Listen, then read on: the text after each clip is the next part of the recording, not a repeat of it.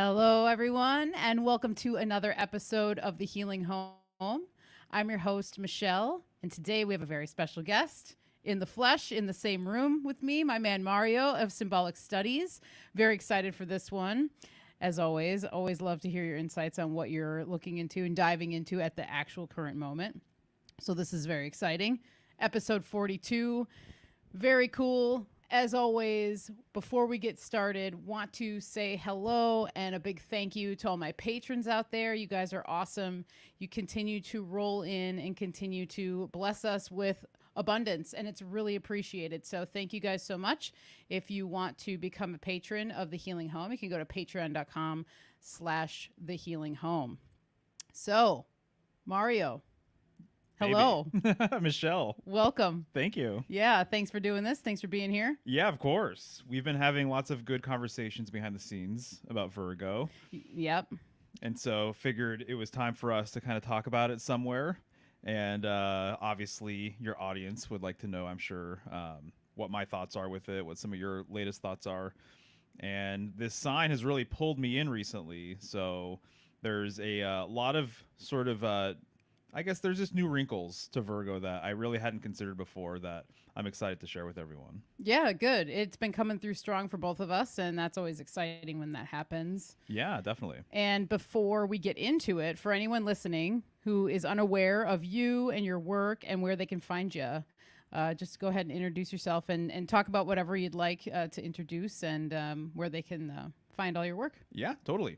So if people are unfamiliar with my stuff, you can find everything at symbolicstudies.com. That's my project. I'm here on YouTube at Symbolic Studies. I would say that my Instagram is a bit of a hub for me, so that's symbolic.studies. And generally what I do is I follow each sign during the sign itself, and I publish content about that sign. And I've been doing that, I think, for maybe 3 years now. Even I think a little more than that. I think I've been following each one. Yeah, maybe. Because you started your prints about 4 years ago. Right. The first year I did not publish content, I don't think. No, but you were working behind the scenes. Totally. So like 4 or 5 years, I've definitely been following each sign during the sign. And every year it's really cool because I just add to my awareness of the signs. And this year is no different. And I've been republishing content from years past as well, which I think is still really fantastic information, and I'm kind of updating them as well, you know, sprucing up the videos and things like that. So if people are really trying to kind of have a deeper awareness of the symbolism of astrology, they can give me a follow, and I'm sure they will likely learn a lot about the signs, is what I'm trying to say. Yeah, they will. And I've told you this so many times, and many other people have said this, but the amount of information you can pack into some of your short videos is very impressive. And I think that's one of the things that people love about it. Yeah. Because you can have like a 2-minute video and have a really big download of multiple things that come through, you know, information wise for each sign. Yeah, that's what I aim for. You know, every video could almost be like a mini presentation. I agree. You know, and so I put a lot of information in there. And so I want to make it worth your while. If you watch my videos online, that I want you to walk away feeling like it was worth it and you got a lot out of it. Yeah. And that's awesome. You do it. You've accomplished the goal. Yes, thank you so much. With your help too. Oh yeah, of course. In so many different ways, with just your support over the years and everything else. Aw, thanks, Beb. Yeah, totally. And also for anyone interested out there, Mario also does tarot readings. He does those online. So you can find all that information on his website. And he also does study sessions, which I know that you've really been liking right now. So if you wanted to talk maybe a little bit about that, how you're kind of actively having a student right now that's been a weekly student, which you've really been enjoying. I have, yeah. So I do offer tarot readings, which I appreciate and I like. And that has really gotten me, wow. I mean, it's really just put kind of a whole new sort of light on the tarot for me, you know, because I'm really exploring the cards in depth with people I'm reading for and everything else. So that's been very interesting. But I also do these study sessions with people, as you're saying. Mm-hmm. And right now, I do have a student. It's a week to week sort of thing. We're actually going through the whole entire major arcana together. And so we've been meeting up every week for like the last month or two. And it has been such a joy to do, honestly, for so many different reasons. And it's really kind of my unfiltered, I would say, take on the cards as well. So I feel in certain ways that he's kind of getting some of my best information. A lot of times I kind of hold back a little bit on the videos and I make sure that it's really, a really refined concept or something like that that people can kind of take away from the video. I spend a lot of time with the scripts and recording the audio and things like that, but kind of having an off the cuff conversation in a way about the cards has really been helpful for me, and it's been really helpful for him. So it's one of those things where I feel as though I'm really kind of like it's like a perfect fit for me, pretty much. Yeah. So if there's anyone out there that wants to take the tarot more seriously, that's something I do offer for people. Yeah, and because Mario has been my partner for like 12 years now. We live together. Yeah. I know when he's jazzed about something that he's working on, and he's typically always jazzed, but when it's these individual projects, I notice a spark in him that's different than another spark. And I've noticed that with the study session. Yeah. With this particular person, that the couple nights before, a couple days before, you're really excited and you're taking time to dive into all this stuff deeper, and I can always tell that this is something that you really enjoy. So it's true. Yeah, exactly. And so it's been really cool too, because we're going through these cards. As an example, we just talked about the Emperor card, and I would not be thinking about the Emperor card right now, right, if it weren't for him. And we're moving into the Hierophant card, and I wouldn't be thinking probably about the Hierophant card unless he had prompted me to do it. And it's just lining up synchronistically, where every single time I'm looking into these cards, I'm like, wow, this is very interesting that I'm reading about this right now, because it links to this other thing that I'm reading about and that other thing that I had just read about or was looking into or something like that. So I feel as though I'm leveling him up, as a student, and then he's helping level me up as well. And so, like I said, I think I'm kind of uniquely suited to do something like that. Yeah, I agree. Yeah, thanks for asking and bringing it up. Of course, yeah. And you always say, too, you're more of a one-on-one person. Yes. And I know that about you as well, because you do have more of an introverted side to you. Yeah, for sure. And so I think that you shine when you're able to do those sorts of things. And I think that's why your videos are so successful as well, because of that. Oh, yeah, part of you. So. For sure. Anyway. I agree. So, yeah. Well, cool. I mean, we're here to talk about Virgo. We are. I do have a few questions for you that literally just kind of like popped in my mind before we kind of went live. But we decided that we're going to take this we're going to have just a conversation. Typically we'll come at you guys with a presentation and all these things, which is always great and awesome. But we were just thinking about it, well, let's switch it up a little bit and have more of a conversation, because we both do have things to say, although I really want Mario to be able to have the floor to talk about the things that he's noticing. But yeah, we'll just go back and forth, and then Cool. we can also check in on the chat at some point if we feel as though we want to. And so hello to everybody listening. Thank you so much for being here as always. So let's get into it. Virgo. Cool. Yeah.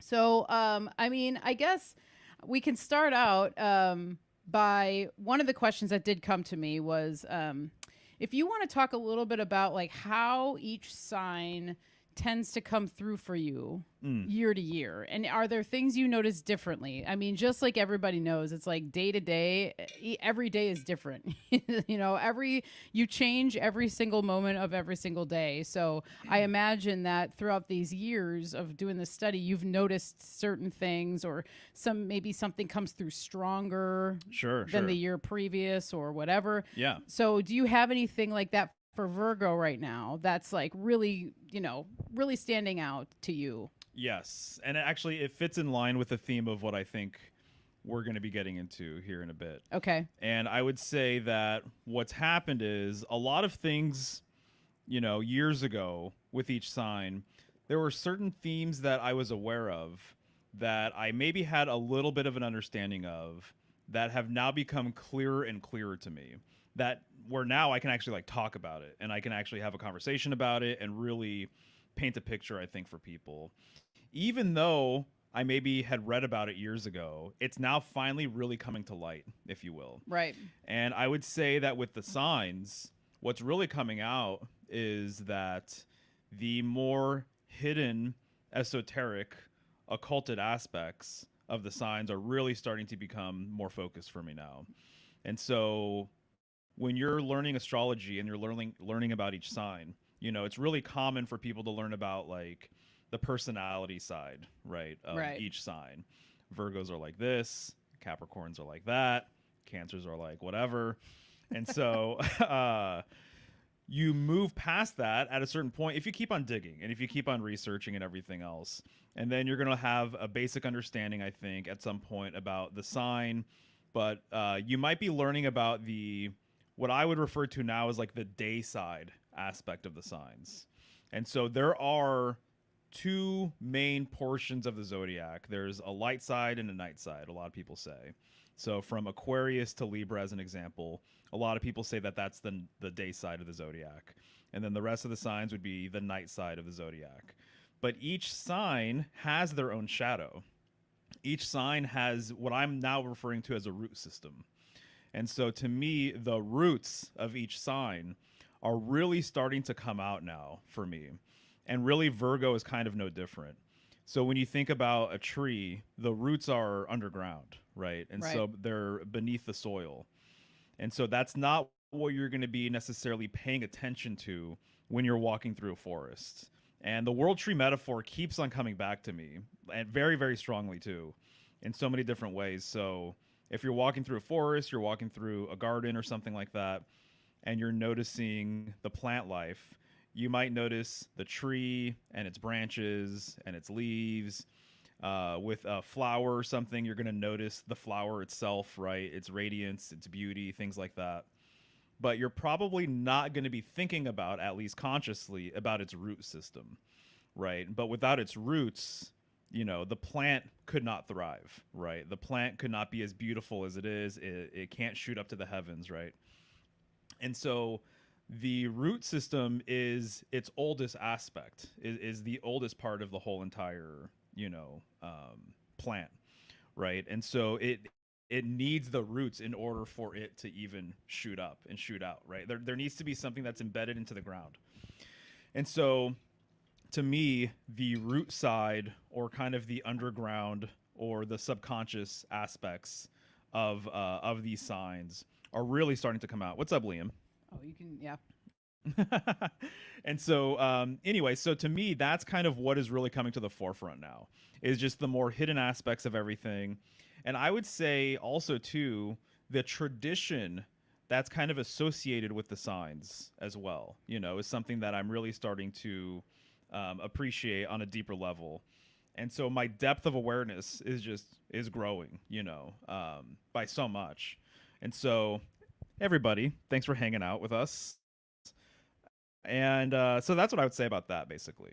Yeah, I can see all of that. And, because we had a really great conversation the other night about this theme with the roots, you bringing that up, it helped me to see Virgo from a different way. Yeah. In a different way. And Yeah, then sure. even just the way that we do look at plants, like you said, typically the aerial parts is what everyone's thinking about and whatever.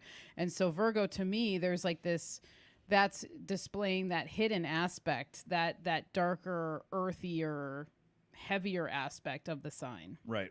That is the primordial mother. That is the just that the dark female energy, which also has light mixed into it too. It's like, because she is dark and she's light at the same time. Right. So what I would say on a deeper level, perhaps, is that what I'm acknowledging now is that we've gone through what I would say, at the very least, like 3 or 4 major symbolic ages. And so this is something that I've gotten into more heavily over the last like 6 months or so. And so right now we're living in a solar age, I would say. Mm-hmm. And previous to that, we were living in a lunar age. And then previous to that, we were living in a stellar age, which I also refer to as the polar age as well. So the polar tradition or the stellar tradition. And so what I'm starting to see in the signs is that a lot of my research, in years past, I think I developed a fairly decent idea about the solar implications of these signs. But what I'm now starting to really, really understand, and we'll get into it with Virgo, is the previous traditions and how they helped influence what we know the signs to be today. Ah. So, as an example, like Virgo, she is the stellar virgin, right? She's the queen of heaven and she's the queen of earth. The stellar virgin is a throwback, in my opinion. Its roots lie in the stellar tradition, in the earliest tradition. So the earliest tradition is more stellar in nature, and it's more so related to the goddess. Whereas today we live in more of a solar sort of construct, and it's more about the god, Right. right? But the goddess's role is here, but it's way more passive and it's way more hidden. There's remnants of it all over the place, the Virgin Mary, Virgo, things like that. But she was at the forefront, many, many, many years ago, many ages ago. And so that's kind of what I'm starting to have like a newfound appreciation for, is that you can actually look at each astrological sign and you can basically talk about its solar aspects, its light aspects, its day side sort of aspects, its more exoteric aspects, I would say. But you can also look at each sign and have an awareness of its stellar aspects, its more hidden, passive, feminine, primordial aspects as well. So that's what's coming to light to me these days, I would say. Yeah, that's great. And I really love the just thinking about the stellar tradition. Yeah. Even just hearing that to me, I there is something that resonates really deep. And I know that, you've obviously been talking about the polar tradition and the stellar tradition for a while now. But when you explain it as the stellar tradition, I think there's something it resonates more. It resonates more. And Yeah. I think that might be the case for a lot of people, that Yeah. they might hear that and be like, oh, because, there's all the lore of we are all stars and we're made of stardust and, the waters above, the waters below. And we see the stars. If you're in a clear sky, you can see the stars almost every single night. There's like this connection that we all have with them that's goes deeper. And I think the sacred center, though, when you look at it from, when you call it the polar tradition, that too, when you think of the sacred center and your center and heart center and all of the vocabulary that surrounds that too, it's very resonant as well. But yeah, something with that stellar, the way you describe it as that. So that's really cool. I feel like Virgo is kind of, she's teaching you that. Oh yeah, she's helping me understand it better. And one of the things that's really helpful for people, I would say, has been using the tarot as a means to explain these different traditions, because it's actually right there in the major arcana. So you literally go from the star card to the moon card to the sun card. And so these are three different ages, three different symbolic ages right in a row. The stellar age with the star card. What do you have? You have a woman who's nude, who's bearing all. And I said this the other day too, but she's actually preparing a ritual bath. That's something that I find to be very interesting. It's such a great thought and image. Yeah, totally. Yeah. So you have the stellar age with the star card, followed by the moon card, which is the lunar age or the lunar tradition. And then you have the sun card, which would be the solar tradition, the solar age. And when you look at each card, especially when you look at traditional decks like the Marseille deck, as an example, or even the Rider-Waite does it too. But a lot of the traditional classic tarot decks, you will notice that the star in the star card, it's radiant, but it's not in your face sort of thing. It has a presence and it has this sort of pop to it, but it's not over the top at all. And then you move on to the moon card, and the moon's radiance is a bit brighter and it's a little bit bigger. And then you move on to the sun card, and then the sun really pops and it's really radiant. And this is symbolically in line with everything that I have an awareness of regarding these ages, regarding these traditions. So, of course, in today's world, the sun is going to get most of people's attention, because it demands kind of your attention in a lot of ways. Mm. It wants all of the shine, it wants all of the glory. And in many ways, I would say it kind of deserves it.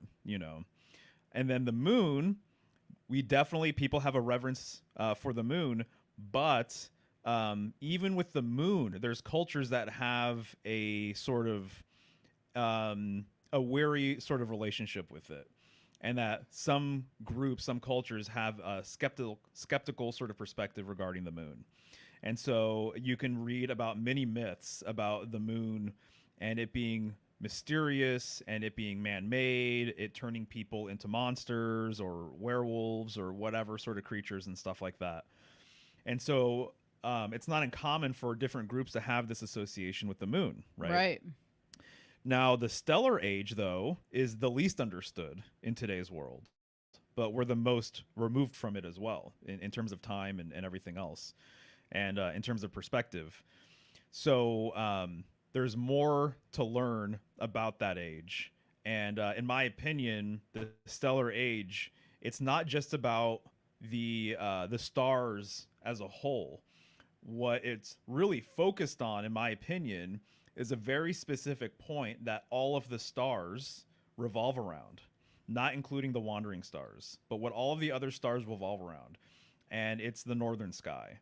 And so there's a specific reverence for that point in the heavens that all of the other stars revolve around.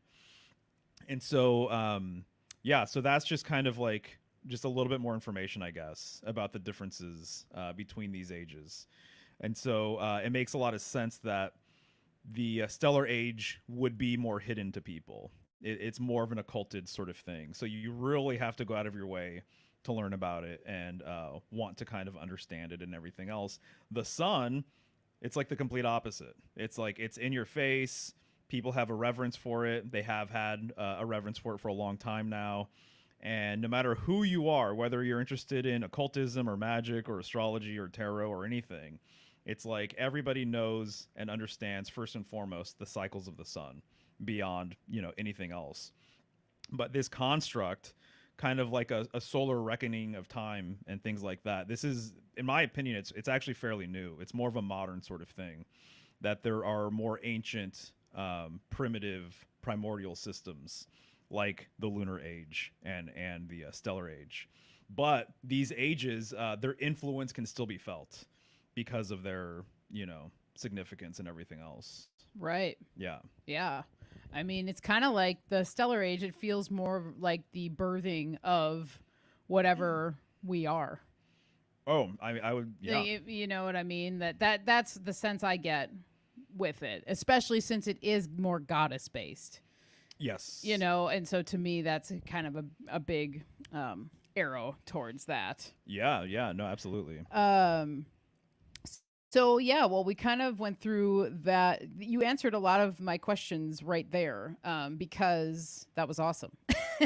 And I'm really glad to hear these new things that have come through. And I know that we've talked about it, but it's nice to hear you be able to explain it a little bit more broadly. Yeah. So here's a good example too, Okay. just to kind of further drive home the wisdom of the stellar age and how it relates to Virgo as well, right? So when you're talking about Egyptian mythology and you're talking about the Lady of the Stars, you're talking about Nuit or Newt.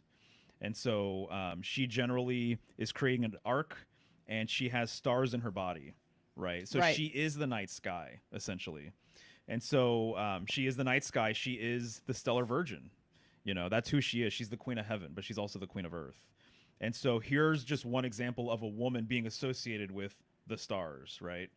And so then it's interesting that you see images of the Virgin Mary, and she is sometimes cloaked in a fabric that is covered with stars. So it's not uncommon for her to be wearing blue and to have stars on the fabric, right? And so they're associating once again the goddess with this stellar sort of understanding, right? Mm-hmm. And then even one of the nicknames for the Virgin Mary is Stella Maris. So she is the star of the ocean, the star of the seas, basically, which that basically is a reference, in my opinion, to the Star of Stars, which is Polaris, right? So you can see images of the Virgin Mary in her Stella Maris sort of expression at the ocean with one star in the sky, and that's the North Star, because this is what sea navigators like. That was just, it's the preeminent star in the sky. Once again, not including the wandering stars, but it's the preeminent star in the sky because it's what all of the other stars revolve around. It's the hub of the wheel of heaven. It's the axle of heaven, right? And so it's even been called the nail star because it's just this like pin, in this rotating, churning wheel that is the night sky, right?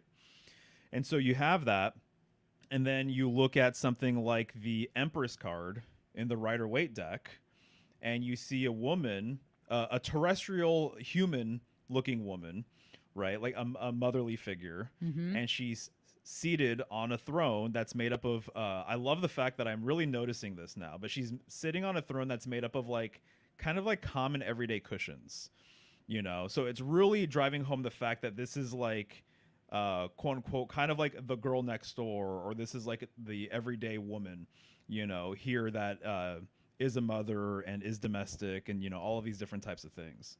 And so she's also wearing a nightgown, Mm-hmm. right? So she's wearing a nightie.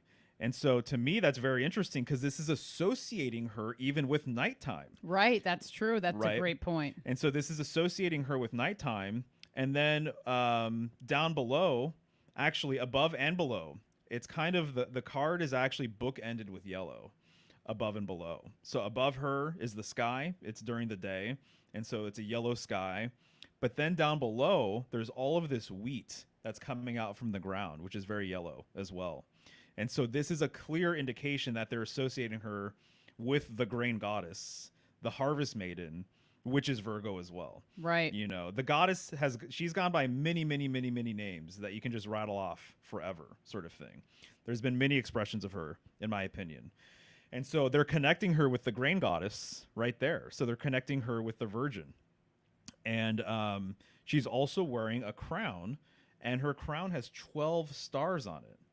And so I've seen many examples now of goddesses, and they're wearing some sort of stellar kind of either a crown, or it's, again, she's cloaked in stars or something along those lines.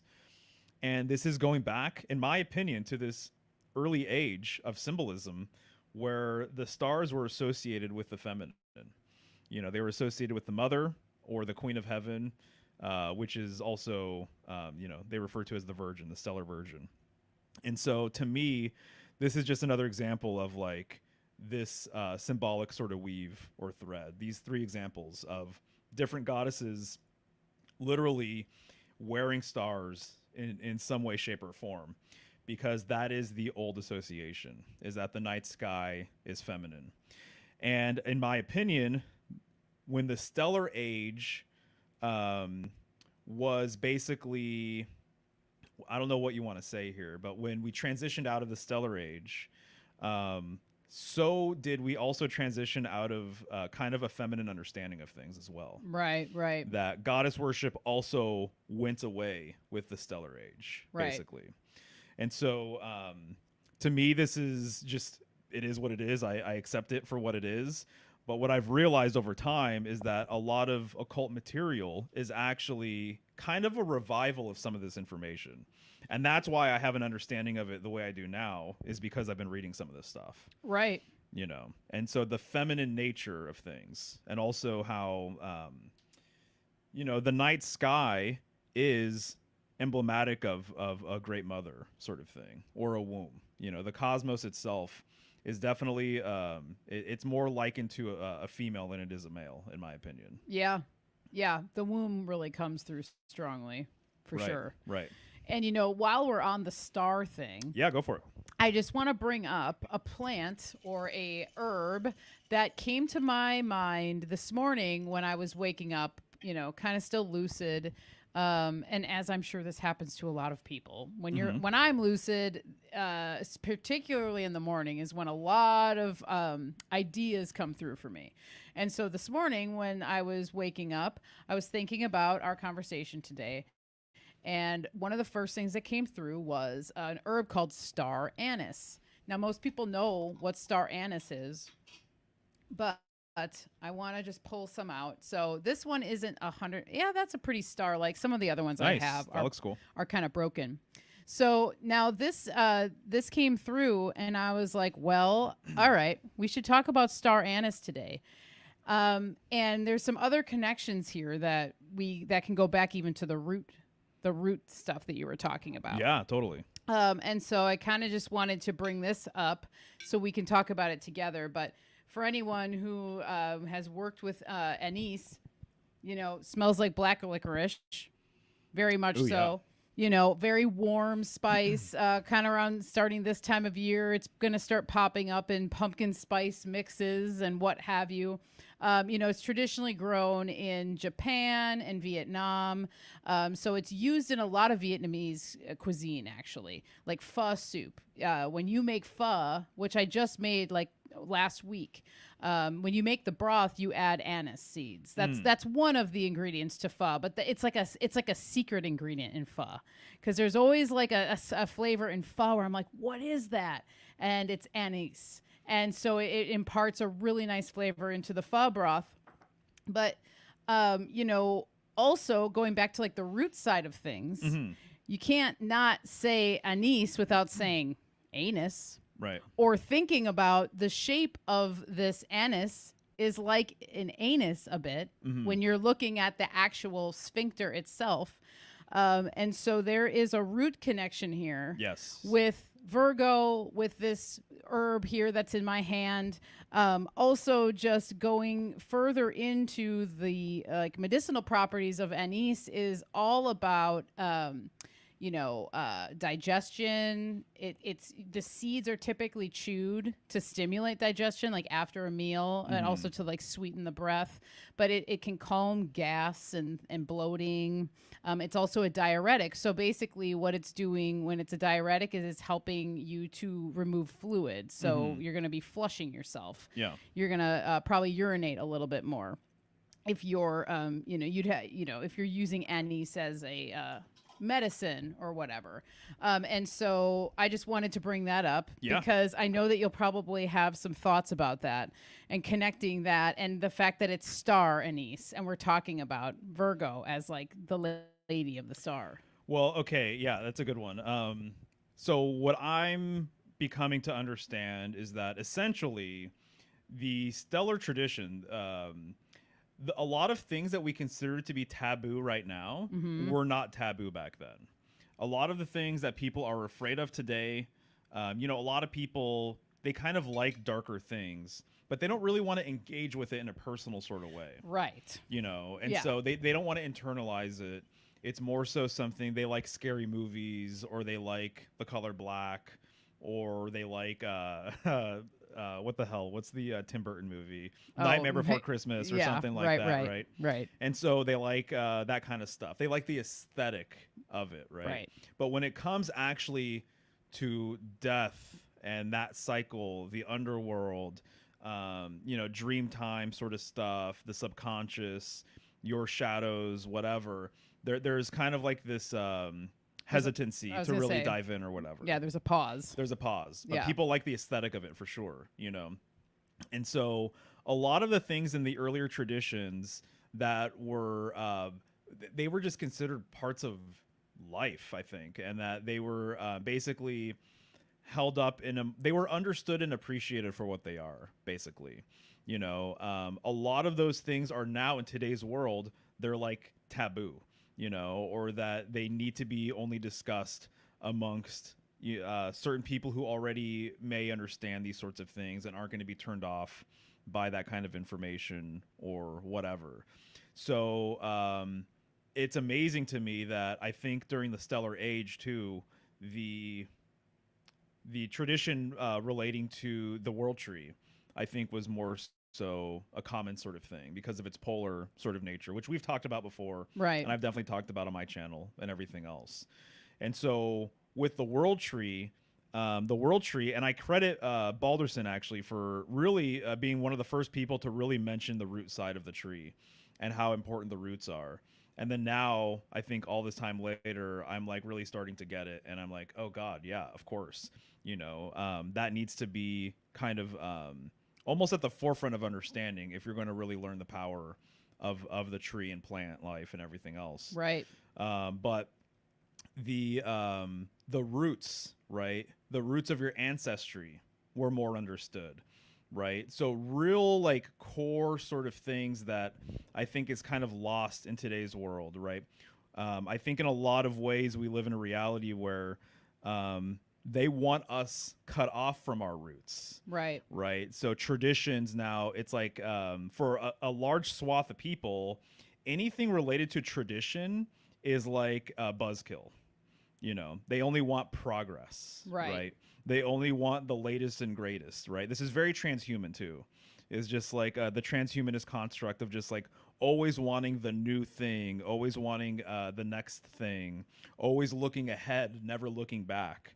Under the stellar tradition, I think a lot of it was actually flipped on its head, where it's like, no, the understanding of like your ancestry and of your roots, very, very, very important, and the root side of things, as I was saying, is that like for a lot of people, it's kind of like a no-no sort of thing. So as an example, excrement or whatever.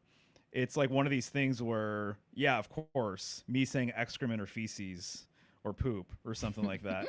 Who thinks that there's anything good that comes with that? Just on a surface level, sort of way of looking at it. Right. Usually it's ew, gross, or whatever. Right. Right. But then on the other hand, it's like, where would we be without it? And if you Right. look at excrement symbolically, it goes back to the soil. It's related actually to gold as well. There's this idea of excrement. It's like if you're not going, you have a problem.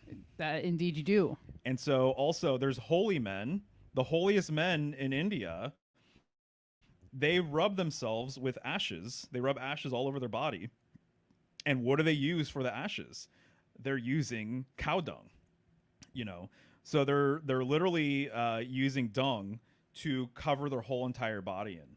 This is not an accident, or this is not a mistake. This is very deliberate. It's very conscientious of them to do this.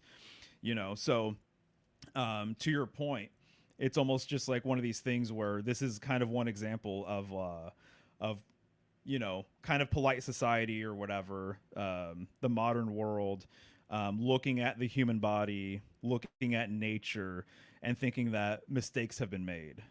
Right. Thinking that we're dirty, Right. that there's a part of us who that's dirty, and vile and needs to be cleansed, Right. and that we're sinful, just from being humans and whatever else. To me, I see a big aspect of the stellar tradition that lines up with the wise woman tradition. Yeah, totally. They're basically kind of like it's almost like a one-to-one sort of thing. I think Yes. that's kind of what she's talking about too. So in the wise woman tradition, it's like nature doesn't make mistakes. Right. You're not unclean. You're not dirty. You're not full of sin, right? And so I think that this is kind of how it was in the stellar tradition, And so I think too, symbolically, one of the things that goes along with all of this is that the spirit realm, symbolically, I would say now, is connected to the root system here. That the root system in this reality, in this domain, is the spirit realm, and it is the underworld, and it is what is happening out there in the stars. Yeah. And I think that when you look into the night sky, I think you're looking at the spirit realm. But in the solar age, in the solar reality construct that we kind of live in now, we've been taught a very different thing about what's happening up there and out there. But in actuality, it's part of our root system here. That if this is a world tree, that the heavens, the night sky, is part of the root system here, because it's where we come from, and it's where we return to. So when the tree is done growing and thriving and maturing and everything else, what happens? Its leaves are eventually all going to fall off at some point, if it doesn't already happen, on a sort of yearly cycle or whatever. And then eventually it's just going to start decaying, and it's going to start breaking down, and its branches and everything else goes where? Back to the earth. Right. So I think the spirit realm has a lot to do with this root sort of concept as well. And I bring this up too because we're entering into the fall here pretty soon. Yep. And so you're entering into the night side of the zodiac. You're entering into the dark side of the zodiac. And during wintertime is when the roots get stronger. Right. For plants and trees and stuff like that. Yeah. So the roots actually go deeper, So beforehand, a lot of the energy was being channeled towards the fruit or nuts or flowers or leaves and everything else. But during the wintertime is when the roots go deeper. Right. And also all the energy that was being put upward towards the aerial parts is coming downward. It's beginning at this time and already has started, but it's begun.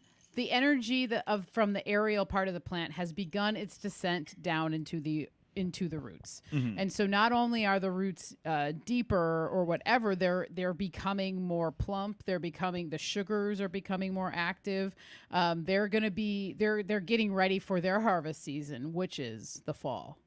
And so it's really interesting to see how that toroidal energy and that cycle is so beautifully plays out like this through the plant world, through the natural world, through everything, just as you're saying. And this is one of the things that we talked about the other night that both of us were just like, whoa, this is like seriously such a cool weave with Virgo that you don't typically hear people talk about it from that perspective. But, Virgo being an earth sign as well, it makes so much sense to me that this is the deal. Yeah, right. And that she's the stellar virgin, and she is kind of like, she's not Mother Earth necessarily, but there's so much Earth Mother energy coming from Virgo, I think, more than any of the other signs, in my opinion. There's something about it, and I think it is because of the stellar tradition, the wise woman tradition connection, that's going on. And everything is so earthy about Virgo. So even as an example, the fact that Virgo starts with a V. Right. And the V as a letter, it's basically a downward arrow. So it's already bringing your eye down to earth. Yep. And even the glyph for earth is a downward triangle with a line through it, right? Right. And then the glyph for water is just a downward triangle. And so those are the two elements that most people traditionally view as being the feminine elements. So they're more receptive, right? They're almost like receptacles or something. Yeah, the like earth a cup is a or receptacle. chalice. Yep. The womb is a receptacle, right? And so the sexual symbolism is off the charts when it comes to Virgo, in my opinion, and then also when it comes to planting seeds, right? So if you're creating a furrow to plant seeds, if you're creating a trench to plant seeds, sexually, it's not unlike a man planting his seed within a woman, basically. That's the symbolic overlap, right? And so Virgo being the queen of heaven and the queen of earth, there's a receptivity there, essentially, right? And so the letter V is pointing your eye downward. You already mentioned that it's an earth sign as well. She's very much connected to grain symbolism of all kinds. So corn and, barley and wheat and things like that. Which is all like seed berry based. Yeah. Like wheat berries or the corn kernel. We're eating we're not necessarily eating the seeds of all of these things, but it's interesting that is kind of what we're harvesting. I think it's really interesting too that corn being yellow, right, being golden, right, and then wheat being golden, right. That a lot of the symbolism attached to these things are actually very masculine, and so it's kind of symbolically saying that the masculine was birthed out of the feminine, which is in the stellar tradition. That's kind of the concept, is that we live in a feminine universe or cosmos. And that the sun or the realm of light, if you will, was birthed from her depths, essentially. And that this is one of the things with Virgo as well, the deep, deep symbolism, which I've said before, but she's related to veils. And so she's related to things that are concealed. And so what conceals has the power to reveal. And so woman, in a lot of ways, symbolically is associated with veils as well, because it's, you know, it's where the embryo is created. It's in the darkness. Right. Right. This is not unlike earth or soil. Right. And so even the hymen is considered to be a veil symbolically, you know. And so this is why bridal symbolism is attached to veil symbolism as well. And so a woman wears the bridal veil and then she's revealed, right? This goes back to really, really ancient stuff relating to Virgo and a lot of these goddesses, by the way. And so to me, that's like a fascinating sort of weave. And so even literally, there's so much symbolism related to bridal symbolism, queen symbolism, and virgin symbolism, and stellar symbolism. That it's pretty much, you're talking about the same weave. You're talking about a lot of similar sort of concepts and ideas that have a lot of overlapping themes with each other.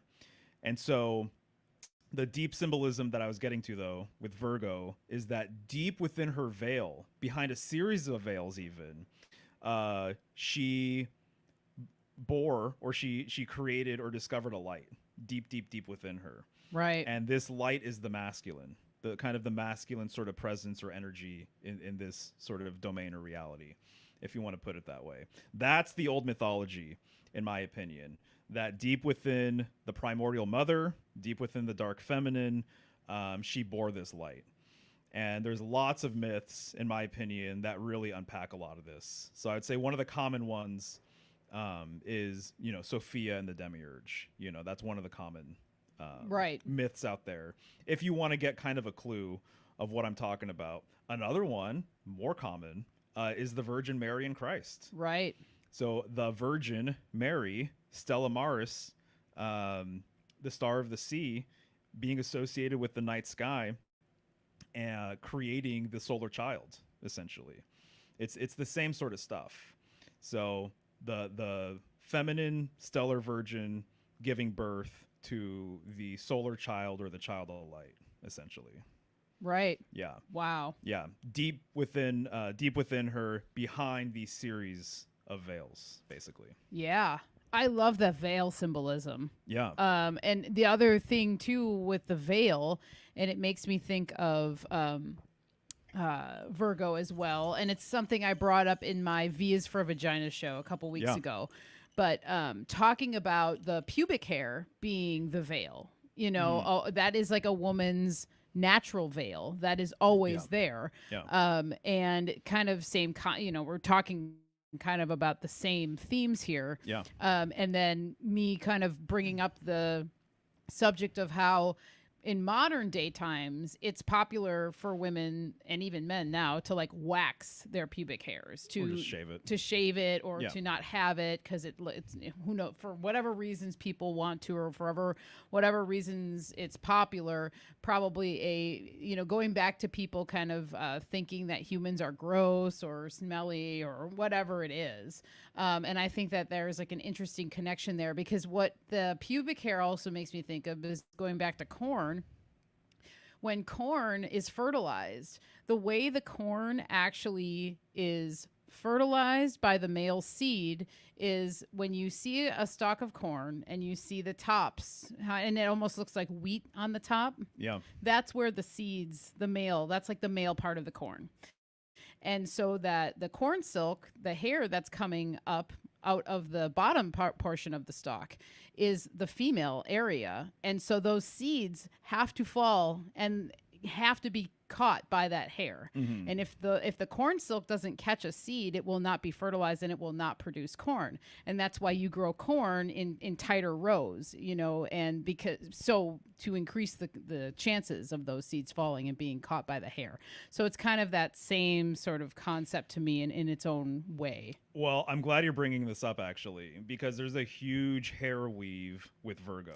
Yes. Okay. Yeah, and so there's a direct correspondence in a few different ways, and I would say that the first thing I'll bring up is the fact that when you look at some Virgo constellation images, like an illustrated sky map, there's one I'm thinking of in particular, and the name escapes me, but she has a luscious head of hair, and so huge, big head of hair. And it's like shiny, and it's like it's kind of golden a little bit, and it's just it's kind of striking actually.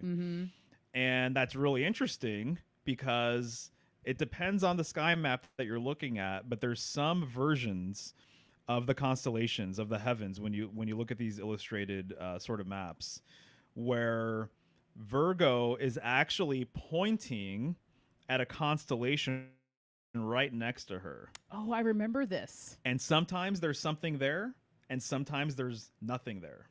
Okay. And sometimes the older version is actually what its original association was, based on my understanding. So newer versions will show a head of hair right next to her. She's pointing right at it. And the constellation is called Coma Berenices. And apparently it's in reference to Egyptian queen.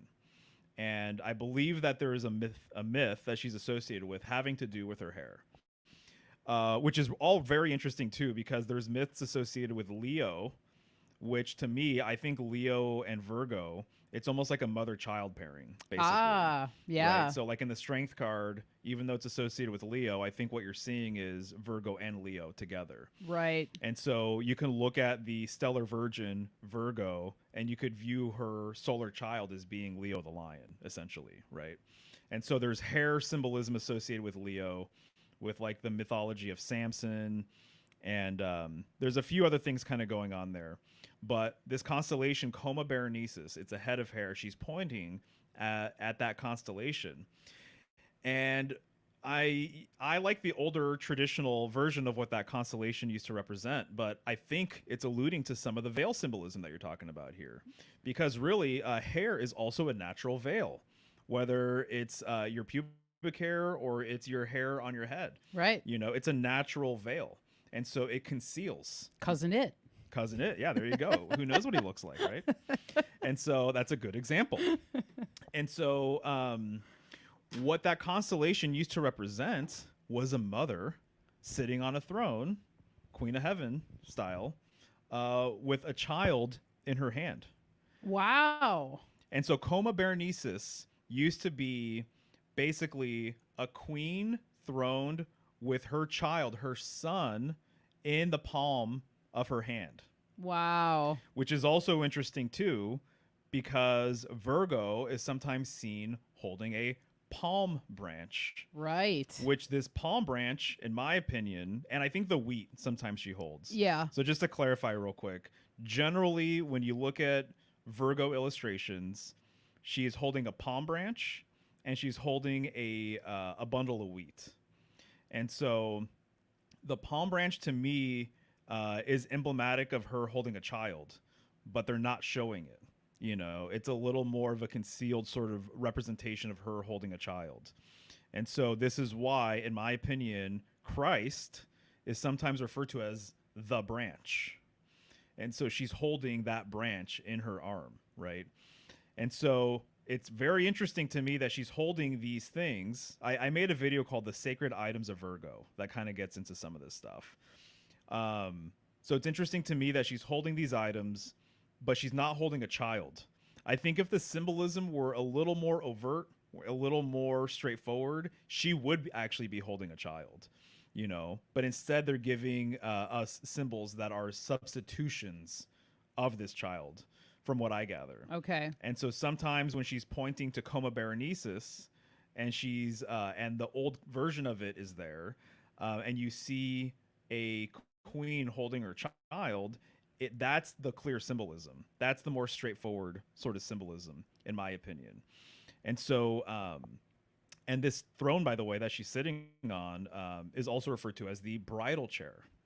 So the idea of a queen being throned goes back to a bridal chair concept, and that the feminine actually belongs more with, in my opinion, chair symbolism than masculine, archetypes do. And I've said this before, but I think that when you're seeing a king or an emperor or a god sitting in a throne, they're actually emulating the queen. The original throned deity is the goddess, in my opinion. So anyway, so the queen holding her child, nowadays you actually see just a clump of hair. Wow. But I think the symbolism is that there's veils right to this portion of the night sky, and there's things to kind of be uncovered, basically. Right. And then, I mean, it's one of the things that we talked about and I wrote down, and it goes more with the V connection, and then the hair, Vril. The Vril Society, which people who listen to our channel have listened to last Thursday and this show. You've probably heard both of us talk about Vril, the Vril Society. But then what Vril is basically the force, like the act of channeling, and the Vril Society, the group of women using their hair as antennas to strengthen their channeling, their abilities to channel beings from the stars, particularly Aldebaran, the star of Aldebaran, the Eye of the Bull. So there's that connection too with the hair, which is really interesting, because the other thing that I thought of and that has really come up for me for Virgo is the intuition. The inner thoughts, the listening to yourself and the listening to these thoughts, which goes along the lines of channeling or, whatever you would like to call that, communicating with the other side, and the importance of that. And you can't deny that that is more of a feminine aspect. It's not to say that men don't have these abilities, because they do. It's just that I think the intuitive side, that internal side, the going inward, is more of a feminine themed concept. Oh yeah. All you have to do is look at our reproductive organs and how they work. Exactly. And that's why I think the bridal chair is such a beautiful example of that. And you've said this before, but the woman usually being the one that stays home and is taking care of the home, taking care of the children, making sure things are together, and tending the hearth, all the things, while the male goes out to retrieve, to hunt, to gather, and women can do these things too, obviously, but the traditional roles and the traditional symbolism associated with those roles definitely just hits it home even further. And I think that that's beautiful. Yeah, no, I think so too. Definitely. To me, the bridal chair or the queen's throne, it's emblematic of her relationship to domestic affairs and being able to move mountains and being able to do, in a way, I guess you could say, God's work or the great work from the confines of her, castle or from her home, or whatever you want to say. Yeah. And so she doesn't necessarily need to go anywhere to do the great work. And I would say man's inclination is to do exactly what you said. It's more of a journeying sort of thing. It's more of a traveling sort of thing. And in this way, actually, I think it's more mercurial kind of in nature. So Mercury being the messenger of the gods. Right. And Mercury always on the move, always going sort of thing. I always bring up the whole idea of a beehive and how the queen's role is to stay within the hive. Right. And that the other bees go out, collect, gather, come back. But the great work for her is within the hive itself. And if she leaves the hive, everybody's going along with her. Yep. And what that makes me think of is a couple weeks ago, we were at a friend's house and the yellow jackets were just on full effect. You know, the yellow jackets are going nuts. We're having snacks and whatever. So, of course, they're all over it and they're flying in our faces and landing and everything. And our one of our good friends said, "Oh, well, this is the time of the year where the queen has died. So they're actually more frantic. They're kind of out of order. They're out of sorts in a way. And I didn't know that. I didn't know that about yellow jackets. And that's like one of the things, at least that's what she was saying. And I thought that was very interesting because you could tell towards the end of the season with them, they get much more aggressive and they do seem a little more unhinged, almost like they've lost their way sort of thing. So they, Exactly. they're just like, all over the place. The queen is dead or whatever. Well, you said it. It's like if a woman's role is with the hearth and with some of these domestic things, symbolically, she's the glue of the family unit. Oh, 100%. And I've said this with the court card system in the tarot, that the court card system goes from page to knight to queen to king. So there's 3 masculine figures, and then there's 1 feminine figure. Generally, there's other decks that mix it up and do things differently, but that's kind of the traditional sort of setup. And so what I've kind of understood, or what I've come to understand over the last handful of years, is the true hub of the wheel of the court card system, of that family sort of system, is the queen. That's why there's 1 of her. There's 3 men and there's 1 woman. And so, it's just like, you would think, I think in today's world, you would think that, oh, well, the king, he's the head of the household, or, whatever. But I think esoterically what's being said is that the queen is actually the hub of the wheel, which is why she's associated so much too with the northern sky and with the pole star, Right. because she is the hub of the wheel here, and so I think that's all very fascinating, and I think that that kind of lines up for a lot of different reasons. So hearth, right, having a relationship with heart and having a relationship with earth, puts her kind of like, right there in the sacred center sort of everything, including the family unit and the home. Right. And, in the traditional sense, but in the practical sense, the hearth is the center of the home. Yeah. Even if your hearth isn't in the actual center, which one day we will have a home with a central hearth. It's one of my goals. But, even if you don't have that, symbolically, the hearth is the center of the home. A lot of times the kitchen is looked at as the center of the home. Yeah, it's true. Yeah. But the hearth was typically in the kitchen because you were cooking and warming your house, simultaneously. They used to be one and the same. Exactly. So it wasn't separated, kind of like it is now, which is just another further detachment kind of from the sacred center concept that's so important, not only to understand on a universal level, but your own internal sacred center, your understanding of yourself, your deepest self, so that you don't get lost. So exactly. So I have to mention now, because we're talking about it, one of the things that's kind of come to light for me with Virgo recently is her name, and just kind of decoding her name a little bit. And I wasn't even trying to. It just kind of came to me. I'm like, oh, isn't that interesting? So I've made a thing about the sound and the 2 letters UR, and how there's a lot of interesting words that have the first thing that comes to my mind, because I am who I am, is Ursa major and Ursa minor. Right. And so for a long time, I wanted to understand, what does represent? And there's like a people where like their mythology is related to this idea of and there's a lot of things going on there. So I'm not claiming to have all of the ins and outs with it, but I started noticing it all over the place. Brother, further, father, mother, there's a lot of words that have this sound, whether it's UR or ER, or in this case, IR. Right. Well, one of the things I thought was really interesting was I read a few weeks ago that one of the original names for Earth was and that when you look up the etymology of it means primordial. It means original. It means like the first. And so I think it's interesting that Earth was once called apparently. And then literally Earth still has this sort of sound within it, Right. obviously, even though it's EARTH.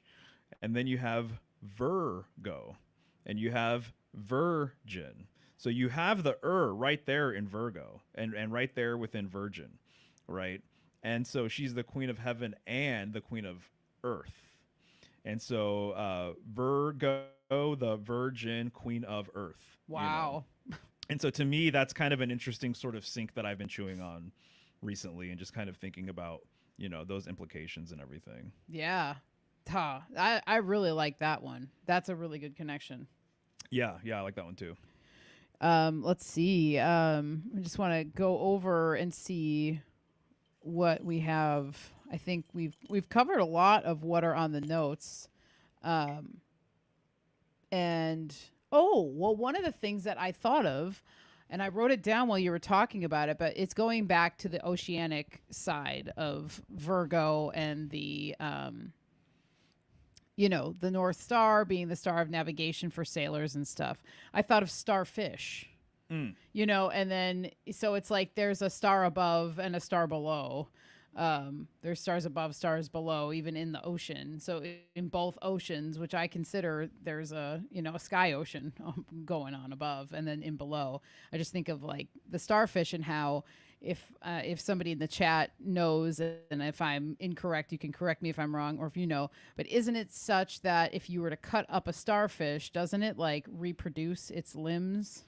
I'm not sure about that one. I don't know. I'm not 100%. For some reason, something like that is coming to mind, which... I mean, there are creatures where that is the case. Right. For sure. Which it makes me think of the lily, which is one of the things that, we talked about Virgo being pictured with wheat or a palm branch, but sometimes the lily, yeah. She's with the lily, right? Yeah. Exactly. And because we're getting ready for Vibrant tomorrow, so if you guys are wanting to dive deeper with us tomorrow, yes, that's gonna be fun. We're gonna be on Vibrant for the Virgo herbal astro herbs with Slick will be there, Mario will be there, I'll be there, Kyle of Tippy Canoe will be there, Chance will be there.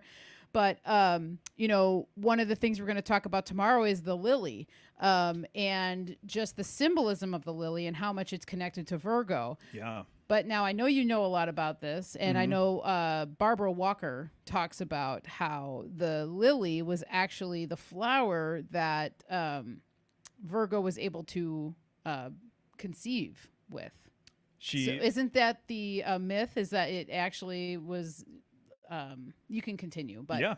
The flower was part of the process of procreation. Yeah, no, absolutely. So, my understanding is that there's a line of mythology where a woman, a very special woman, a virgin, and that's the other thing is that virginity, I've said this before many times, but virginity had a different meaning back in the day. And so today most people think of having had sex and that's when you lose your virginity, but the ancient understanding is unwed or without a partner. And so this is why the cosmos, the feminine cosmos, is considered to be a stellar virgin, because she had no such partner, because no such partner ever existed. And so the masculine sort of energy was never wasn't created until she birthed it behind these series of veils. And so that's why she's the stellar virgin, is because there is no equal here. And if you're looking at things through that lens, that's what's kind of being said. But there's a line of myths where a woman is given a flower. Oftentimes it's a lily. And this flower was the catalyst for her to have a virgin birth. So to birth a child without having had a partner. And so it's very interesting because Barbara Walker also says that she talks about actually symbolism related to masturbation and the Hermit card, which the Hermit card is what corresponds with Virgo. And what is the Hermit all about? He's all about going within. And she was saying that the hermits of Hermes practiced ritual masturbation. And one of the things you're going to find that I think is really interesting is that I've heard people make the case in some of my resources that before the gods were interested in sex, or before the gods had sex, they masturbated life into existence. So the Egyptian Atum is like the one that I think of immediately, because I've referenced this idea a couple times in videos. And so she even, Barbara Walker says, that some symbologists have associated the caduceus, which is a Hermetic symbol, a symbol of Hermes, with this ritual masturbation. And there are different cultures and groups that have had different ideas about masturbation, right? And so obviously there's plenty of groups that say that, you know, you're going to go blind, or it's, you know, it's a devilish sort of activity. And then there's other groups that say that it's actually, if done properly, you can use it for kind of enlightenment sort of purposes, or conscientiously you can use it, or you can partake in the activity, and that there can be spiritual sort of aspects to it. Right. Now, when I bring this up, I made a video about it recently. It's like, I'm neither promoting nor condoning anything any which way, but it's a fact of life sort of thing, that this is just what happens with people, right? And so the symbolism does line up with Hermes, and it does line up because Hermes is also very much related to the phallus as well, and it does line up with the Hermit card, you know, Hermes. Right. Right. And so it's all about going within. It's about this solitary sort of journey. And so it's about the power that resides sort of within you. And so part of the symbolism of this with the flower, it's been said that the flower is a metaphor for her basically having a self gratification sort of experience, and that self gratification is what got her to become pregnant without a partner. Okay. As well. Right. So it's very interesting that this is the case. But either way, regardless of like how many steps there are in this story, or whatever branch you kind of want to explore, because mythology is not just clean and simple and dry. It's like there's variations of the story. There's people who have different takes on it. You know, it's almost like it's like a perpetually developing thing too, you know? Right. And so the, at the end of the day though, that this flower is what, allowed her to kind of have, this virgin birth, whether, you know, a flower was symbolically given to her or literally given to her in the storyline, or whatever else. It kind of equates to her ability to have children on her own accord without the need of a partner, you know? Right. So yeah, so exactly right. Which I think the lily is fascinating, because this is where a lot of people think we get the fleur de lis from, right? And when you look at old compass roses, or you look at old compasses, it's not uncommon for the northern point, the arrow that points north, to be a fleur de lis. Interesting. And so there's a fleur de lis correspondence with northern symbolism, in my opinion, which kind of is just like a full circle sort of thing. I was going to say it's more just Virgo symbolism than kind of at the end of, you know. I think so. Right. Yeah. No, absolutely. And Mercury, which is a big part of the northern tradition and northern symbolism as well. Yeah, exactly. And so, and obviously I'm making the case that polar symbolism is essentially, it overlaps with stellar symbolism. Right. Yeah. So that's the thing, that's how I understand it. And so that is another one of those things that she can be seen holding, is a flower of some sort. Right. And even people have said too, so if I'm not mistaken, the biggest star in Virgo is a star called Spica. And generally it's indicated with a bundle of wheat, right? But I've also read that it's also indicative of a fleur de lis, that if there was any portion of the Virgo constellation that is heavily associated with the fleur de lis, it's actually the star Spica. So the star Spica symbolically is like a lily too. Okay. Yeah. Which Right. Spica means a spike of grain, spike of corn. Ah, okay. Yeah. Yeah, I really am fascinated by the whole grain connection Hmm. with Virgo and this time of year. I mean, obviously, it's harvest. We're getting very close to the harvest time. Like the other last week, I was harvesting amaranth, Right. and I was looking at this amaranth plant. And I'm like, wow, this is so Virgo like to me. There's so many things about it that reminded me of Virgo. The shape of how the amaranth comes up and then it drapes down. There is like this hardiness to it. There's a sturdy trunk to the amaranth. It's very strong. It's obviously a grain that it's an ancient grain. It can be milled down into flour. It's food for us. It's food for birds. It's very it appears to be soft. Like when you look at amaranth, it appears soft, but once you get up to it, it's almost when you grab the area where the amaranth grain is grown, it almost is like bristly. It's coarse.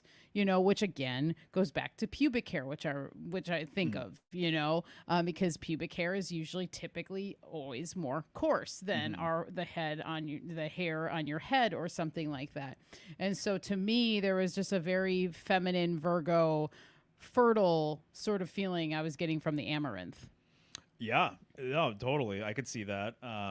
You just brought up the mill, Right. and that's another one of her symbols. Mm. And so she is heavily associated with this mill sort of idea because the turning of heaven, the churning of the cosmos, was likened to a great mill.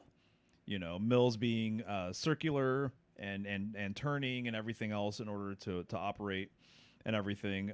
That's one of her sort of symbols too. So you're kind of just adding on to, you're thinking about what happens to the wheat Yeah. after the fact, right? Turning into Right. flour and everything else.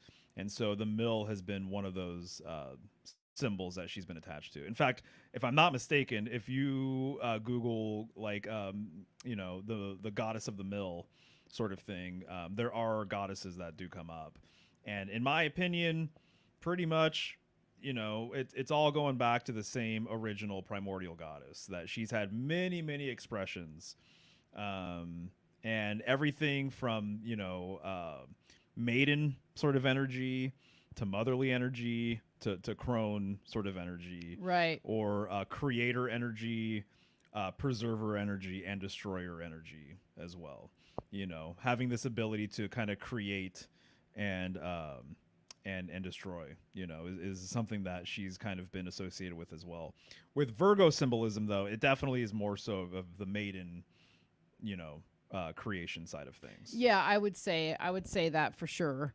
And then what comes to mind is the plant trillium, Oh yeah, which is that's a nice one. in the lily family, and usually, encompasses all three of those, the maiden, mother, and crone, and that plant.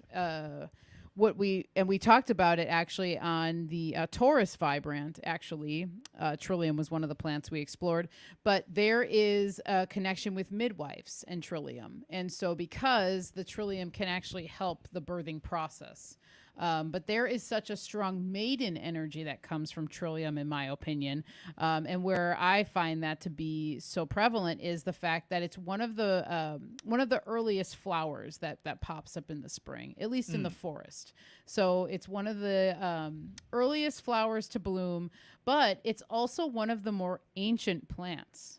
So it takes a very long time to grow. And it usually takes a really long time for trillium to actually come into flower. So there might be trilliums that have been growing for maybe 3 years or something, but it's just you're only going to see the leaves. Mm. And it could take up to like 7 years or something like that for a trillium to actually produce a flower.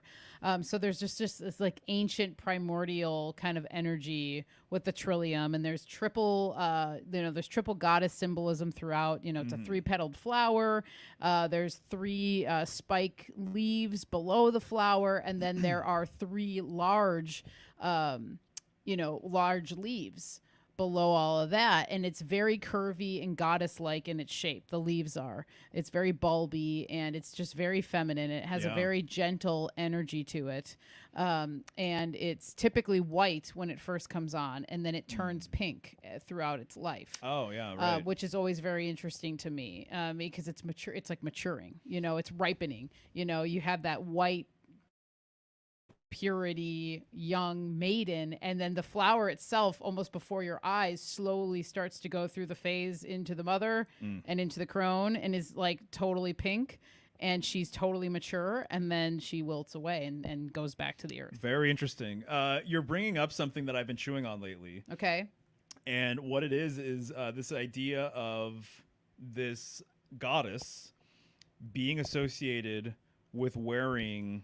Well, I talked about earlier how she sometimes is seen wearing blue with stars, on that fabric or whatever, or as Nuit or Newt, that she is literally the night sky and you can see stars in her body, right? Yeah. In the strength card, in the Rider-Waite version, she's wearing white. And I've always said, I'm like, well, this is symbolic of purity. She's a virgin. She's a maiden, young woman sort of thing. But now I see it differently. I'm starting to understand. I think that there's deeper sort of implications, that she's wearing white, but this is just what's seen, exoterically. This is just what's seen kind of at face value.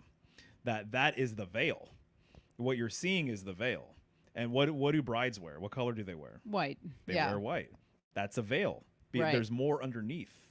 And so this goes back to something that I brought up either yesterday or today with you, but there's a series of myths that talk about a goddess being cloaked in the light of the sun, or being cloaked with the sun.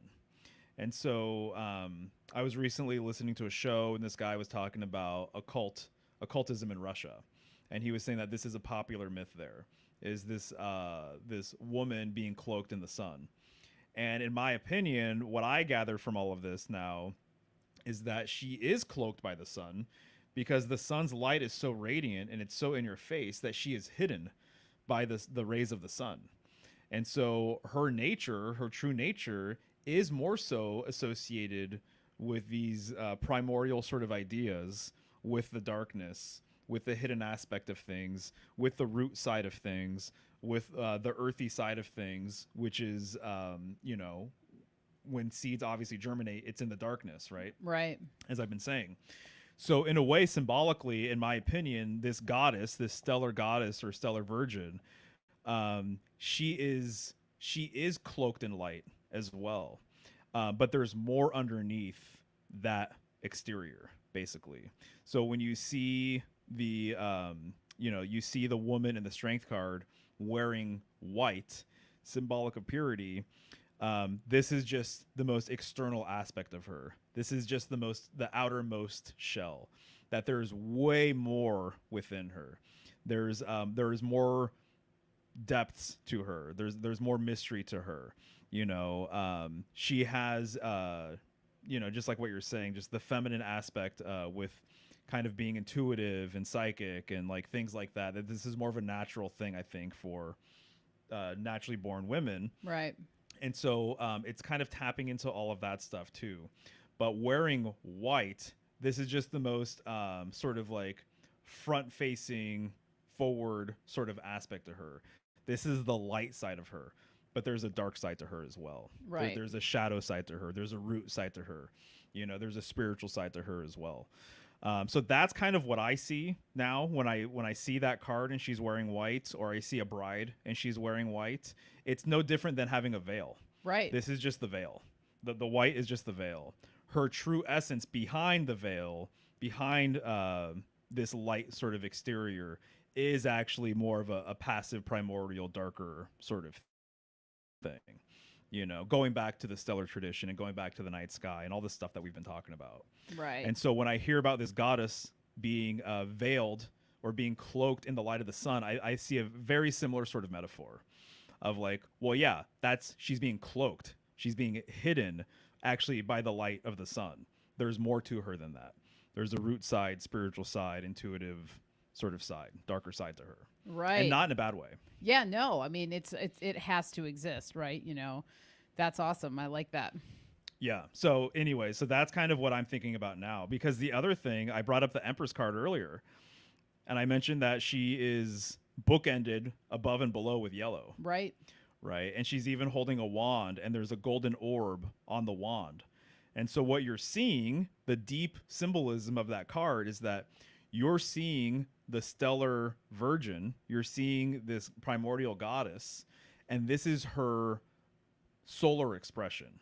This is her manifest in solar reality. But make no mistake, though, that her roots go back to the stars, and that underneath the exterior, what can be seen, what's visible, beyond the day side aspect of her, there is this hidden aspect that is very deep and has all of this symbolism attached to it, which we've been talking about. Right. So does that make sense? Yeah, it does. Okay. It totally does. Nice. Yeah. So that's something I've been chewing on lately. Yeah, it's a good one. And I felt like it was worth bringing up right now. No, definitely. I mean, that's what this is for. It's for That's right. for you to be able to kind of get your Virgo stuff out there a little bit more and Right. talk it out. So Yeah. Totally. Well, and I'm looking at the time, so we're about an hour and a half, which has been around where Yeah. I like to reside with Cool. the Healing Home. So, but if you have any other things that you really wanted to get out, I think that now is the time, and we could also run through the chat quick. If anybody has questions for Mario, we could do a little bit of that, but That wasn't part of the deal. Just kidding. Of course. But if people have anyone has a questions. burning question for him or whatever, throw it on up in the chat. But otherwise, we're gonna kind of turn this one down back towards the earth, and allow you to kind of have your final thoughts if you have any with the subject. Thank you. I was just looking through my notes as Yeah. you were talking, and honestly, I kind of think we hit upon most of the stuff that I really wanted to talk about. Yeah. So a lot of the root-based stuff we expressed, I think, and all of the things I think were kind of covered. So hopefully people got something out of that. I think they did. I did, even though we talk about talk this about it all the time, like all yeah. the time. And there's always, I swear, every time. That's why talking and communication is so important, because almost any time you talk about something, even if you've talked about it already, you're usually going to walk away with some other insight. And even just talking about it, it's helping me come to new insights too. Yeah. Right. Yeah. So it's good. Nice. Well, I had fun. This was a good time. I did too. I'm glad we did this. It was perfect. For sure. All right. So let's see. I'm going to just kind of come here on the bottom and see. All right. Someone was asking, Mario, what year were you born? 1984. July 2nd, 1984. Born in 84. Okay. What do you think about Virgo and Libra being switched? So I have a different interpretation of that. I don't know if my understanding is that they were switched. My understanding is that Virgo was once a very large constellation, and there's two different interpretations of this from what I've heard. That Virgo and Libra were one huge constellation at one point, and it was just Virgo. Mm-hmm. I've also heard Virgo, Libra, and Scorpio were all one constellation, and it was monstrous. It was gigantic in the sky. And then Libra was introduced, which is very interesting too, because Libra's an air sign. Air signs associate with swords, right? Swords cut things, right? Break things down, right? Severs ties, whatever. And so then once Libra was introduced, it was divided up into three smaller signs, which I feel as though if this is the case, there are remnants there, because Virgo's glyph is an M, and then Scorpio's glyph is also an M. And so there's a relationship being made with Virgo and Scorpio, right? Which I've talked about this before, for sure. So it's almost kind of like, in a way, Virgo would be the light expression on the day side, and then Scorpio would be its true dark expression on the night side of the zodiac. That's one way of looking at it.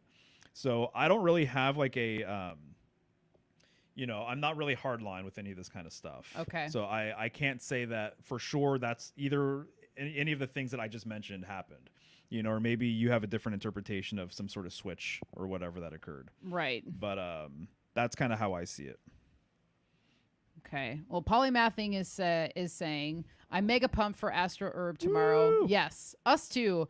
And it's been a really fun series. It still is a fun series. And I'll say, some of these signs, they just come through so strongly. And I actually kept my lips a little tighter around the herb stuff because I want to save it for tomorrow because there's a lot to talk about. And I know Kyle has a lot of interesting things and herbs to bring to the table as well. Yeah. So it's going to be a really great one. And now Chance has begun too to research some of the herbs beforehand and look more into some of like the mythological stuff. So he'll toss some stuff in, and then obviously Mario and Slick are always just bringing the knowledge too. So it's a good round table. Oh yeah, you guys should definitely check it out for sure. So that's on the Innerverse podcast, Innerverse YouTube channel. All right, so let's see here. Slick said, I just dropped the Devis of Devis of 8th and 9th day of Navarti in the telly, along with other info. I don't have my phone. Do you have your phone? No, unfortunately. Okay. Yeah, I don't. Sorry, Slick. Don't have my phone right now. It's more of a last Thursday thing. Yeah, so all right. But thank you for putting it in the Telegram. Appreciate it. Maybe you can talk about it tomorrow if it makes sense. There you go.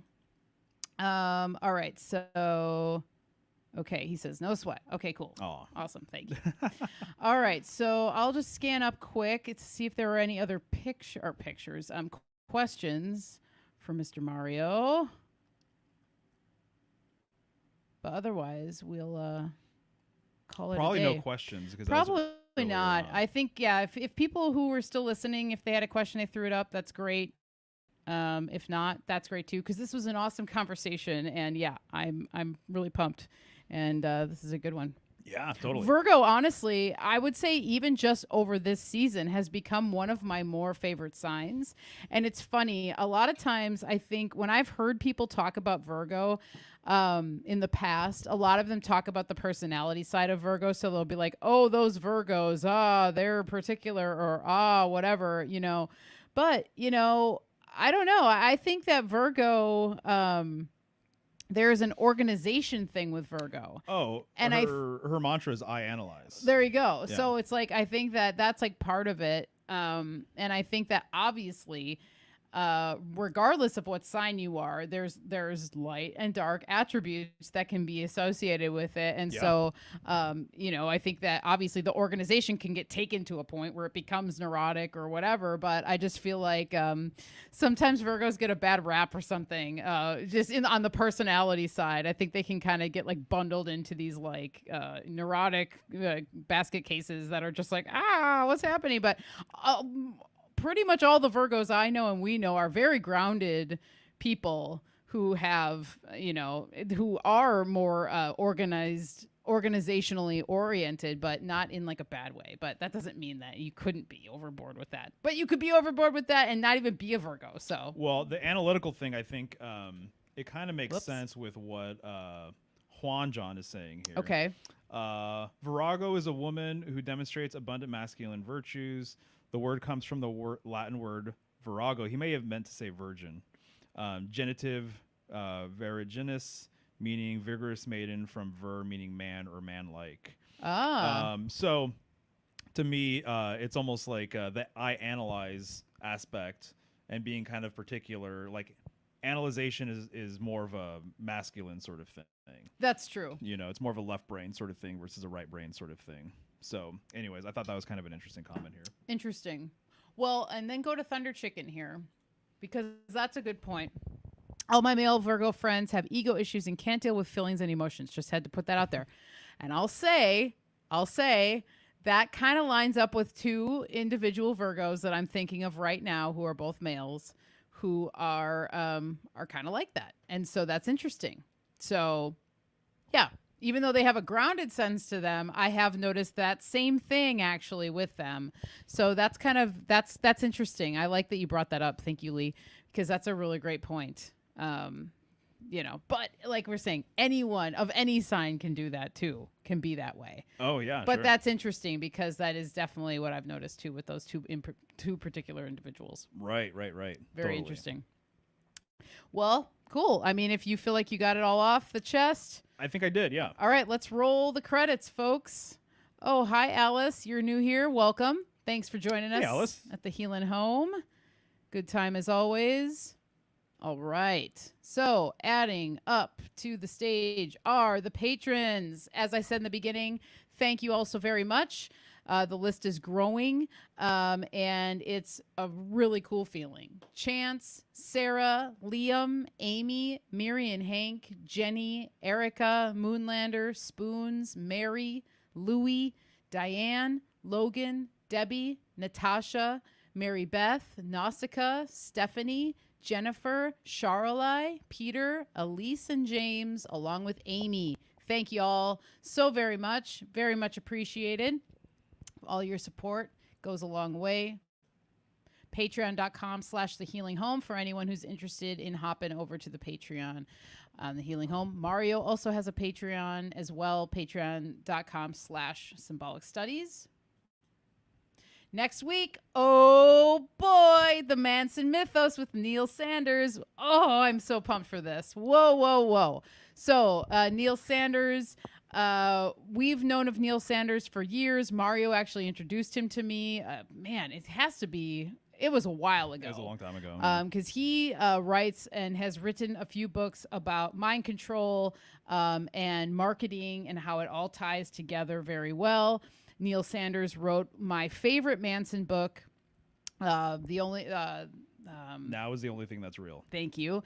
And so we are going to throw down next week on the Healing Home, me and Neil. I'm so excited to talk to him. Ever since I read that book back in 2017, I remember being halfway through the book and saying out loud, even to Mario, I want to interview this guy someday. And at that point, I didn't have a show. I didn't have anything going on, but I just knew I wanted to interview him. And so here we are many years later with the opportunity to do so. So next week, September 19th at 10 a.m. Pacific Standard, because Neil lives over in England. So I wanted to make it more convenient for him time-wise. So it's going to be a special time for the Healing Home next week, 10 a.m. in the morning.